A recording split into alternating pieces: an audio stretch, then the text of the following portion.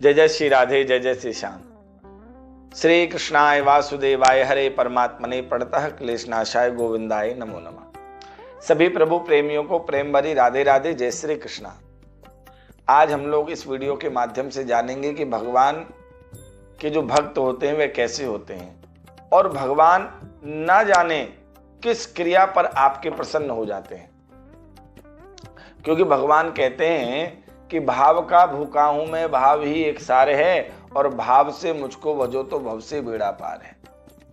जो भी भक्त मुझे भाव से भजता है मैं उसकी भाव वही प्रार्थना को सुन लेता हूं। कहने का मतलब, कहने का अभिप्राय यह है कि भगवान ना जाने आपके किस सरल स्वभाव पर प्रसन्न हो जाएं और आपको दर्शन दे दें। इसी प्रकार एक ब्राह्मण देव थे। वह धन की इच्छा से, धन प्राप्त करने की इच्छा से भगवान श्री कृष्ण की पूजा सेवा किया करते थे। बड़ी निष्ठा से सेवा करते थे। पर भगवान श्री कृष्ण की सेवा करते करते क्या हुआ कि धन तो मिला नहीं, उल्टा जो उनके पास धन था, रहा सहा जो धन रहा वह भी नष्ट हो गया। अब तो वह बड़े परेशान रहने लगे। एक दिन घूमते घूमते जा रहे थे तो रास्ते में उनकी पहचान वाले एक सेठ जी मिले। सेठ जी को देख करके बड़े प्रसन्न हुए। सेठ जी के पास गए। सेठ जी ने बैठाया और बोला, पंडित जी कैसे हैं आप, सब ठीक ठाक तो है? सेठ जी की बात सुन करके चर्चा चलने लगी और पंडित जी बोले कि मैं आपको अपनी परिस्थिति क्या बताऊं। मैं भगवान श्री कृष्ण की पूजा करता हूं, पर स्थिति अब ये हो गई है कि धन बचा ही नहीं बिल्कुल भी। तो सेठ जी बोले, अरे आपसे गलती हो रही है, आप भूल गए भगवान श्री कृष्ण तो मुक्ति देने वाले हैं और आपको धन चाहिए। तो धन दौलत देने वाली जो हैं वो माता दुर्गा हैं, इसलिए आप दुर्गा माता की पूजा कीजिए। अब तो ब्राह्मण को सेठ जी की बात सच गई और घर पे आकर के उसने क्या किया कि मुरली मनोहर श्री कृष्ण को उठा करके और एक दीवार के आले में रख दिया, और जहां पर मुरली मनोहर श्री कृष्ण विराजमान थे वहां पर ला करके दुर्गा माता को विराजमान कर दिया। अब तो दुर्गा माता की पूजा करने लगा।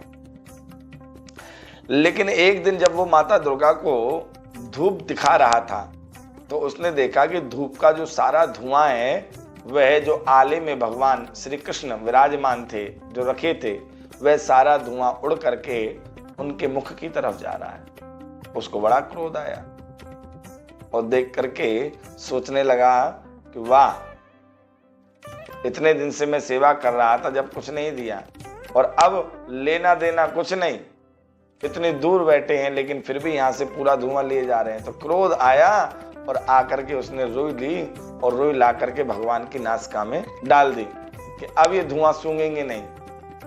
और जैसे ये भाव उसका प्रकट हुआ तो भगवान प्रसन्न हो गए। प्रसन्न होकर के साक्षात रूप में आकर के दर्शन दिए और कहा, पंडित जी मैं तुमसे बड़ा प्रसन्न हूं, मांगो तुम्हें क्या चाहिए, वरदान मांगो। जब ऐसा भगवान ने कहा तो ब्राह्मण हाथ जोड़ करके खड़ा हो गया और कहा, प्रभु वरदान तो मैं आपसे बाद में मांग लूंगा, पर आप यह बताइए जब मैं आपकी इतने दिन से सेवा पूजा कर रहा था तब आपने आकर के मुझे दर्शन क्यों नहीं दिया?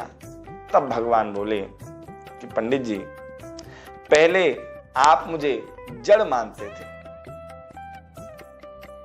जब तुम मुझे जड़ मानते थे तो मैं भी जड़ के समान ही तुम्हारे साथ रहता था, परंतु अब तुमने साक्षात मुझे भगवान समझा, तुम्हें यह विश्वास हो गया कि मैं वह धूप का धुआं सूंघ रहा हूं, इसलिए तुमने आकर के मेरी नासिका में रुई डाल दी, तो मैं साक्षात प्रकट हो गया तुम्हारे सामने।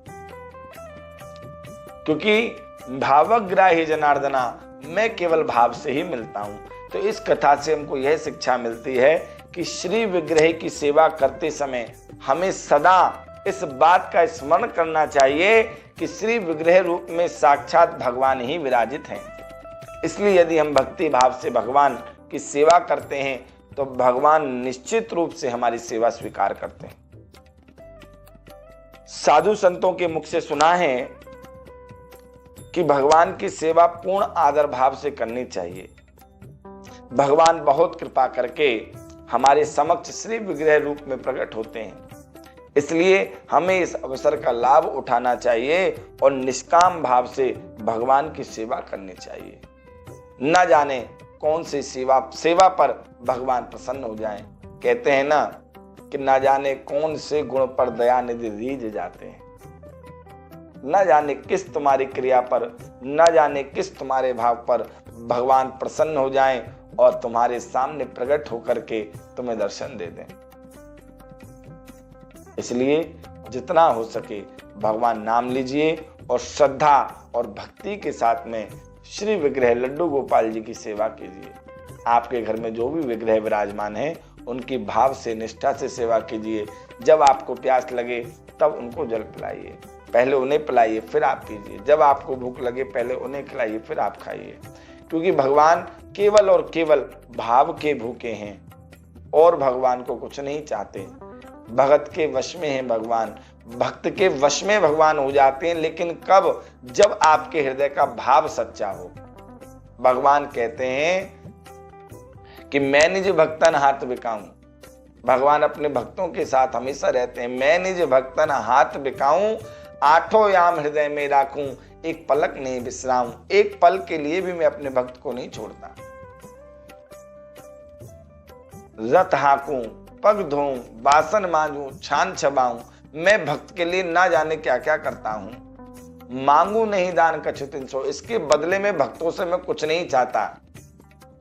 जो दे मैं सो खाऊं, जो मुझे दे देते वही मैं खा लेता हूं। भक्त कहीं सो करूं निरंतर, मोहे बेके तो बिक जाऊं। यदि भक्त मेरा मुझे बेक भी दे तो मैं बिक भी जाता हूं, बशर्त कब?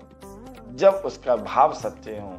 क्योंकि भाव बिन सुनी पुकार मैं कभी सुनता नहीं, क्योंकि भाव वाले भक्त का भरपूर मुझ पर भार है। बांध लेते हैं मुझे भावुक प्रेम जंजीर में, इसीलिए इस भूतल पर होता मेरा अवतार है। भगवान केवल भावना से प्राप्त होते हैं, इसलिए अपनी भावना को शुद्ध रखें और निष्काम भाव से भगवान की पूजा सेवा करते रहें। जय जय श्री राधे, जय जय श्री श्याम।